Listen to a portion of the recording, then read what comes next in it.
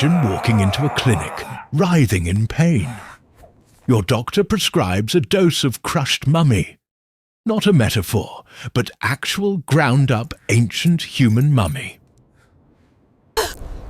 Humanity has always wrestled with disease. Our ancestors used herbs, minerals, prayers, and sometimes much darker remedies. They lacked germ theory or microscopes.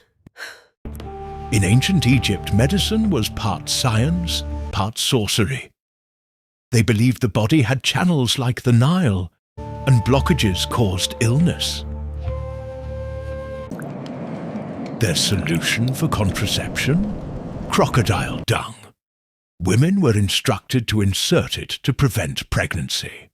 A blend of genius and madness, their unique birth control. Jump to ancient Greece and Hippocrates, the father of medicine. His remedy for menstrual issues?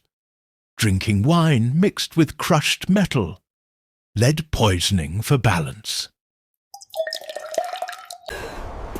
Medieval Europe faced the Black Death, killing millions.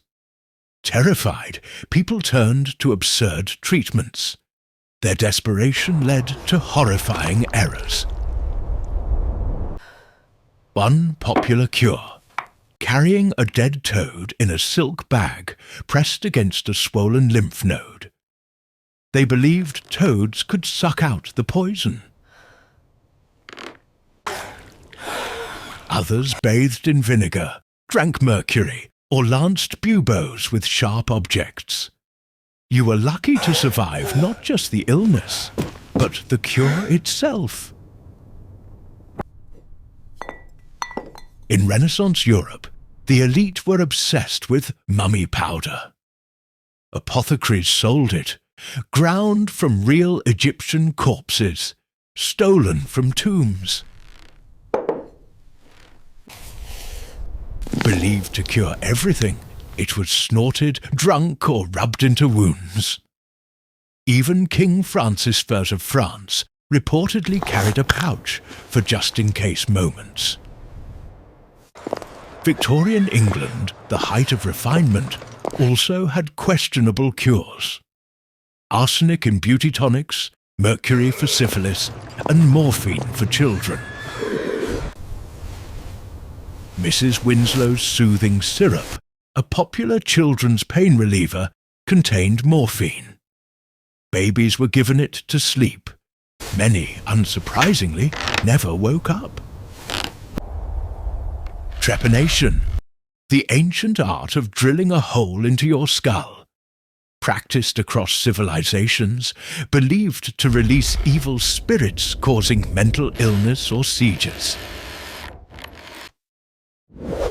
The chilling part? Some people survived. Their skulls show healing, meaning the horrific practice wasn't always fatal.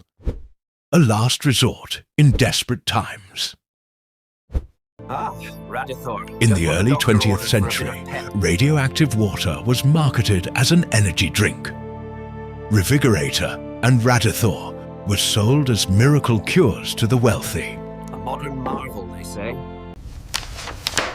Businessman Eben Byers drank so much Radithor his jaw disintegrated.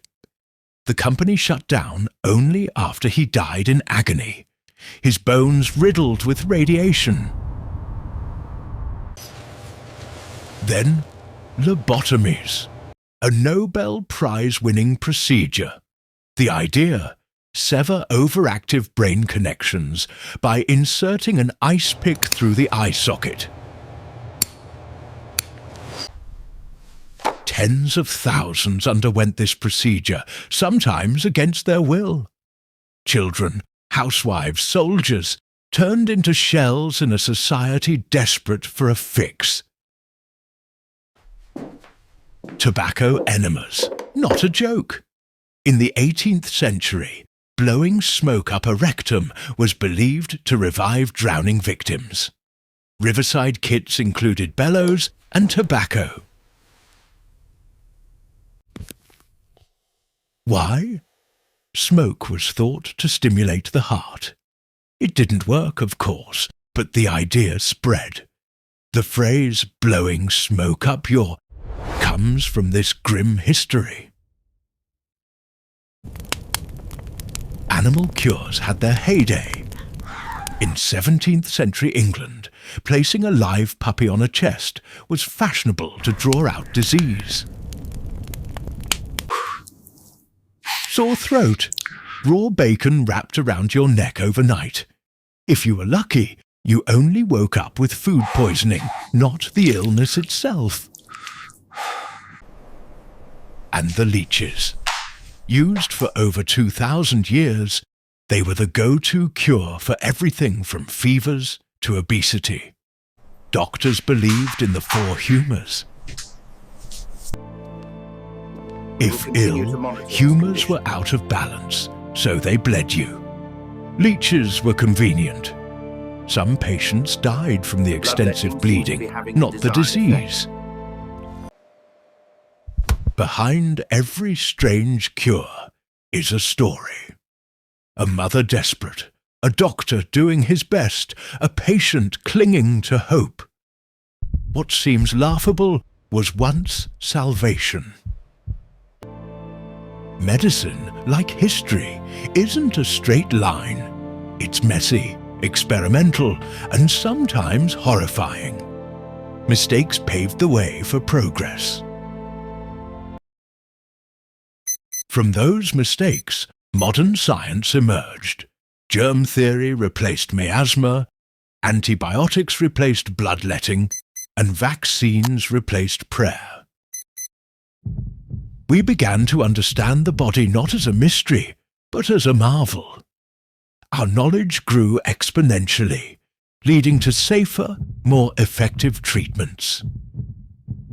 This medication should help Next manage time the your symptoms doctor effectively. prescribes something unpleasant, be grateful, because at least it's not a toad, or a mummy, so much, Doctor. or I a really radioactive appreciate your help. cocktail.